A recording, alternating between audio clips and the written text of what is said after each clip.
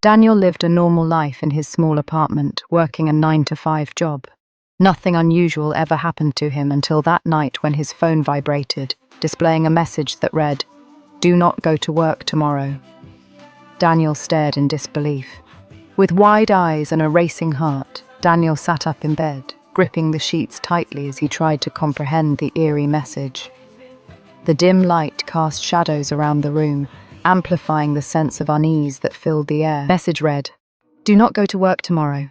Daniel stared at the screen, then laughed. Probably a prank. He rolled over and went back to sleep.